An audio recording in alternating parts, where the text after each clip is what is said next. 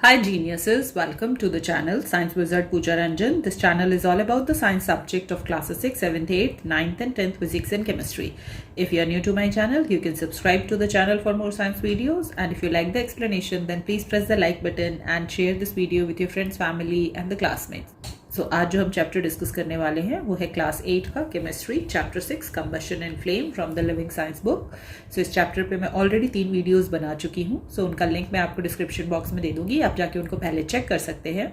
सो आज जो टॉपिक हम डिस्कस करने वाले हैं वो है types of fuels. So fuels के बारे में हम ऑलरेडी पढ़ चुके हैं कि फ्यूल कोई भी वो सब्सटेंस हो सकता है जिसको कि जब बर्न किया जाता है in the presence of oxygen तो वो हीट रिलीज करता है, that too in the reasonable amount, जिससे कि वो हीट को यूज करके आप कोई वर्क कर सके।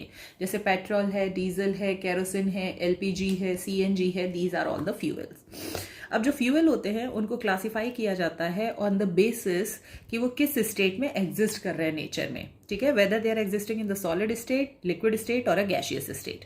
सो अगर हम उन फ्यूल की बात करते हैं जो कि सॉलिड स्टेट में एग्जिस्ट करते हैं नेचर में, तो सबसे पहला आपके दिमाग में लकड़ी आता है, वुड, फिर है कोल, फिर है कैटल डंग केक, ठीक है, जो गाय का या भैंस का गोबर होता है उससे जो उपले बनाए जाते हैं, that can also be use as a fuel. Bagasse जो होता है उसमें आप शुगर केन जो होता है ना, जब उसका जूस निकाल लेते हो तो जो लास्ट में वो जो बच जाता है छिलका टाइप, ठीक है, that is called the bagasse, and उसको ड्राई करके you can also use that as a fuel. Next अगर लिक्विड फ्यूल की बात करें तो सबसे पहले हमारे दिमाग में आता है पेट्रोल, डीजल, केरोसिन। इसके अलावा लिक्विफाइड पेट्रोलियम गैस भी होता है। सो आप कहोगे कि मैडम ये तो गैस लिखा है, फिर इसको लिक्विड में क्यों डाला है? क्योंकि जो पेट्रोलियम गैस होती है बेसिकली उसको हाई प्रेशर के साथ आपके सिलेंडर्स में भरा जाता है, और जब किसी भी गैस पे लो टेम्परेचर और हाई प्रेशर के साथ उसको जब भरा जाता है कहीं पर, तो वो गैस जो होती है हाईली कंप्रेसिबल होती है। तो बहुत ज़्यादा कंप्रेस करने से it can convert into the liquid state, और इसीलिए हम इसको कहते हैं लिक्विफाइड। मीन्स कि इतना कंप्रेस किया गया है कि that converts into the liquid state. तो आपके सिलेंडर्स में जो पेट्रोलियम गैस है वो लिक्विड स्टेट में होती है। So that's why it is called the liquefied petroleum gas, and that's why it falls under the category of the liquid fuel. फिर फ्यूल ऑयल होते हैं, पेट्रोल होते हैं, डीजल होते हैं, so these are considered as a liquid fuel. Gaseous fuels की बात करें तो सबसे पहला जो दिमाग में आता है वो है CNG, compressed natural gas. Okay, so natural gas जो है वो एक एग्जांपल है। फिर कोल गैस जो होता है वो प्रोड्यूस होता है जब हम डिस्ट्रक्टिव डिस्टिलेशन ऑफ कोल करते हैं, वो हम पढ़ चुके हैं कोल एंड पेट्रोलियम में। फिर वाटर गैस होता है, प्रोड्यूसर गैस होता है, बायोगैस होता है, एसिटिलीन होता है। बायोगैस जो होता है वो जनरली प्रोड्यूस होता है जो आपका नेचुरल वेस्ट होता है, जैसे छिलके जो होते हैं आपके फल और सब्जियों के, हरी पत्तियां जो होती हैं, ठीक है, या फिर जो गोबर होता है उसको जब डिकम्पोज किया जाता है in the absence of oxygen, ठीक है, वहाँ पे बैक्टीरियाज के द्वारा, माइक्रो ऑर्गेनिजम्स के द्वारा, तो वहाँ पे बायोगैस रिलीज होती है। प्रोड्यूसर गैस की बात करें तो प्रोड्यूसर गैस जो होती है, प्रोड्यूसर गैस जो होता है वो मिक्सचर होता है of the nitrogen, carbon monoxide and hydrogen gas. So ये तीनों गैस जो होती हैं इन्हीं को हम साथ में, they are called the producer gas. ये बनती कैसे है प्रोड्यूसर गैस? सो जब भी आप बर्न करते हैं कोल और कोक को किसी भी फर्नेस में, तो बर्न करने के लिए आपको एयर तो चाहिए ही। तो एयर के साथ साथ जब स्टीम भी पास करवाई जाती है तो उस वक्त जो कोल और कोक है उससे प्रोड्यूसर गैस फॉर्म होती है, which is the mixture of all these 3 gases. अगर हम बात करें तो जो आप खाना खाते हैं, फूड भी एक तरह का फ्यूल ही है आपके बॉडी के लिए। ओके, क्योंकि जब आप वो बर्न होता है आपका फूड तो वहां पे भी एनर्जी रिलीज होती है जिससे कि आप काम कर पाते हैं। अभी होता कैसे है, जब सेल्यूलर रेस्पिरेशन होता है, सेल्यूलर रेस्पिरेशन मीन्स कि जो सेल्स के अंदर जब रेस्पिरेशन प्रोसेस अकर होता है, तो रेस्पिरेशन में क्या होता है, जो ग्लूकोज आपके खाने से रिलीज होता है, मतलब कार्बोहाइड्रेट्स जो खा रहे हो, जब वो ब्रेक डाउन होता है ग्लूकोज में फॉर्म हो जाता है, तो वो जो ग्लूकोज होता है वही बर्न होता है आपके सेल्स के अंदर इन द प्रेजेंस ऑफ ऑक्सीजन, और वहां पे कार्बन डाइऑक्साइड गैस और वाटर रिलीज होता है और एनर्जी भी बाहर आती है। और यही एनर्जी जो होता है ये आप यूज करते हैं to do any kind of work.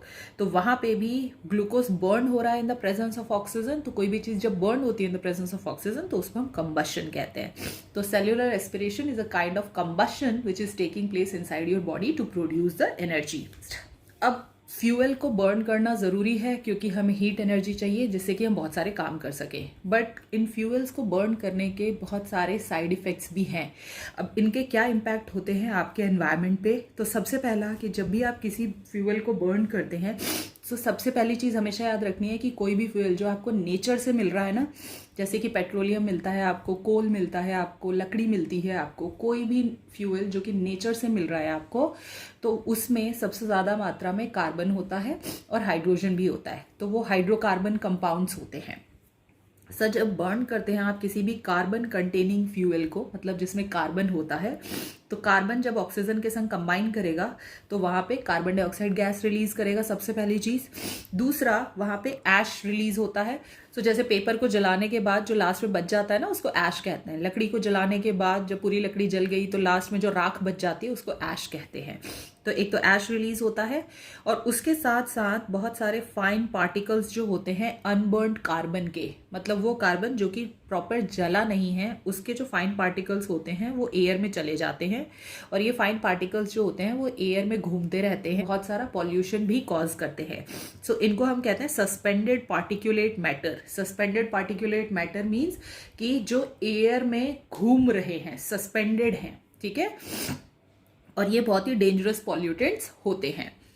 Next, अगर आप किसी फ्यूल को बर्न करते हैं तो कार्बन डाइऑक्साइड गैस रिलीज होती है, जैसा कि मैंने अभी बताया, और अगर बहुत ज़्यादा मात्रा में कार्बन डाइऑक्साइड गैस रिलीज होगी तो उससे ग्रीन हाउस गैसेज इंक्रीज होंगी। ग्रीन हाउस गैसेज बढ़ेंगी तो ग्रीन हाउस इफेक्ट कॉज होगा। अब ये जो ग्रीन हाउस गैसेज जो होती हैं ये आपके अर्थ के टेम्परेचर को कैसे इंक्रीज कर रही हैं, तो बेसिकली ग्रीन हाउस गैसेज अगर देखा जाए तो वो अच्छी हैं, ठीक है, बट अगर वो लिमिटेड मात्रा में रहें तो वो आपके धरती को ना बहुत ज़्यादा ठंडा होने देती हैं, ना बहुत ज़्यादा गर्म होने देती हैं। क्यों? क्योंकि जो हीट सुबह जब सूरज निकलता है तो आपकी धरती गर्म होती है, शाम को जब सूरज चला जाता है तो वो जो हीट है वो स्केप होने लगती है आपके एटमॉस्फेयर से।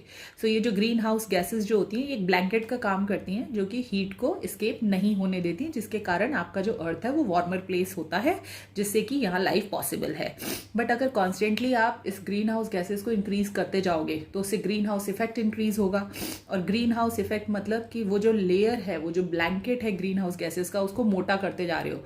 तो अब आप सोच के देखो, एक आपको ठंड में आपने एक पतली रजाई ओढ़ी है, अगर आपको कोई 4, 5, 10, 12 रजाई उड़ा दे तो क्या होगा, कितनी ज्यादा गर्मी लगेगी आपको। The same is happening with our environment also.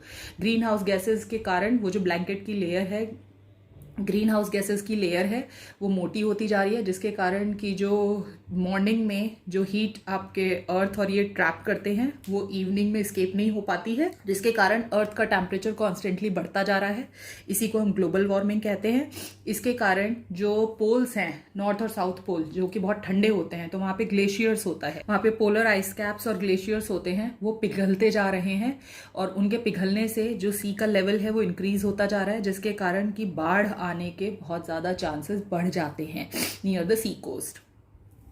Next, कि अगर किसी फ्यूल को इनसफिशिएंट सप्लाई ऑफ ऑक्सीजन में बर्न किया जाता है तो वहाँ पे कार्बन डाइऑक्साइड ना प्रोड्यूस होके कार्बन मोनोऑक्साइड गैस प्रोड्यूस होती है।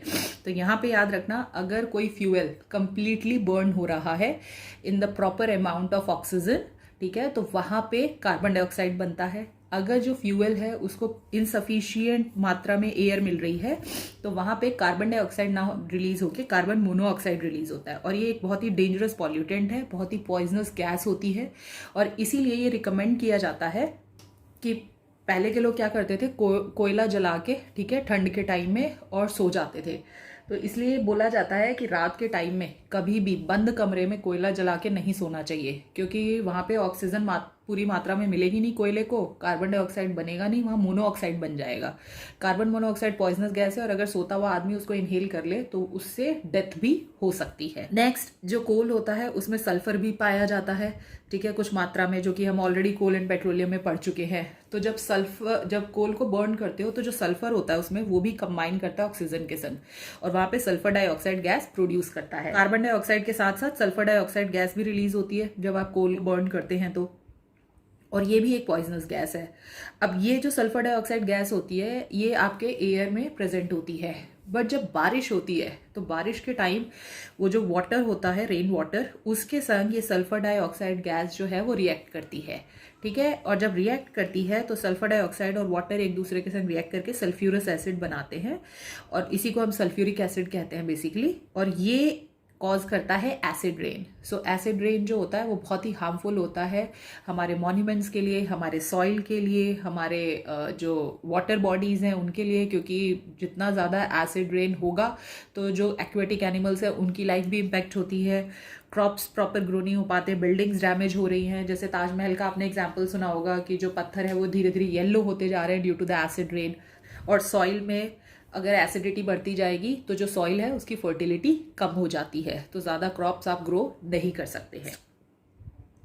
नाइट्रोजन भी प्रेजेंट होता है फ्यूल में कुछ मात्रा में, तो ये नाइट्रोजन जब ऑक्सीजन के संग कंबाइन करता है तो वहाँ पे नाइट्रोजन ऑक्साइड गैस भी रिलीज होती है जब फ्यूल को बर्न किया जाता है। तो जनरली जब फ्यूल बर्न होता है आपके व्हीकल्स में, जब आप बाइक चला रहे हो, कार चला रहे हो, स्कूटर चला रहे हो, ट्रक चल रही है, तो उस वक्त जब व्हीकल में फ्यूल बर्न होता है तो वहाँ पे ये नाइट्रोजन ऑक्साइड्स रिलीज होते हैं। ये नाइट्रोजन ऑक्साइड बहुत ही पॉइजनस गैस होता है, ठीक है, जिससे कि बहुत ज़्यादा पॉल्यूशन कॉज होता है आपके एटमॉस्फेयर में। और इसी को कम करने के लिए आज के टाइम में गवर्नमेंट ने एक रूल बनाया है कि हर व्हीकल में कैटालिटिक कन्वर्टर्स लगाए जाएंगे जो कि जो डैमेजिंग इफेक्ट है ऑफ द नाइट्रोजन ऑक्साइड्स उनको कम कर सके। ये कन्वर्ट कर देते हैं जो हार्मफुल कंपाउंड्स होते हैं उनको हार्मलेस कंपाउंड्स में, जिससे कि नुकसान कम हो। अब यहाँ पर ये कैटालिटिक कन्वर्टर्स जो होते हैं ये वर्क करते हैं on the basic principle of redox reaction. Redox reaction में क्या होता है, ऑक्सीडेशन और रिडक्शन दोनों अकर करता है, जो कि आप क्लास 7th में ऑलरेडी पढ़ चुके हो, ठीक है। तो सिंपल भाषा में समझाऊं मैं तो मान लो कि अगर ये दो ऑक्साइड्स रिलीज हो रहे हैं नाइट्रोजन के एटमॉस्फेयर में जो कि बहुत ही ज्यादा पॉइजनस है, तो कैटालिटिक कन्वर्टर क्या करेगा, इसमें से नाइट्रोजन हटा देगा। नाइट्रोजन ऑक्साइड में से, अब ये नाइट्रोजन ऑक्साइड है, ठीक है, अब ये नाइट्रोजन ऑक्साइड में से अगर मैं नाइट्रोजन हटा दूं तो फिर क्या बच जाएगा मेरे पास, ऑक्सीजन। तो मेरे पास नाइट्रोजन और ऑक्सीजन अलग अलग हो जाएंगे यहाँ पे। तो अगर अलग अलग हो गए हैं तो फिर ये पॉइजनस नहीं रहते हैं। तो इस ढंग से कैटालिटिक कन्वर्टर जो होता है वो हार्मफुल पॉल्यूटेंट्स को हार्मलेस गैसेस में कन्वर्ट कर देता है। जो बहुत सारे फ्यूल्स होते हैं उनमें लेड होता है, ठीक है। लेड जो होता है वो कंपाउंड भी रिलीज होता है जब कोई व्हीकल में फ्यूल बर्न होता है, ठीक है। अब ये लेड जो होता है दिस इज ऑल्सो पॉइजनस, ठीक है। सो इसको रिड्यूस करने के लिए एक काम किया जा सकता है कि ऐसा फ्यूल यूज किया जाए जिसमें कि लेड की मात्रा बहुत कम हो। तो जितनी कम होगी लेड की मात्रा फ्यूल में, ठीक है, तो उतने कम लेड कंपाउंड्स रिलीज होंगे during the burning of the fuel. जो ऑयल है वो स्पिल किया जाता है, ठीक है, from the oil tanker into the sea and the ocean, ठीक है, जब एक्सट्रैक्शन किया जाता है पेट्रोलियम का एंड ऑल दैट।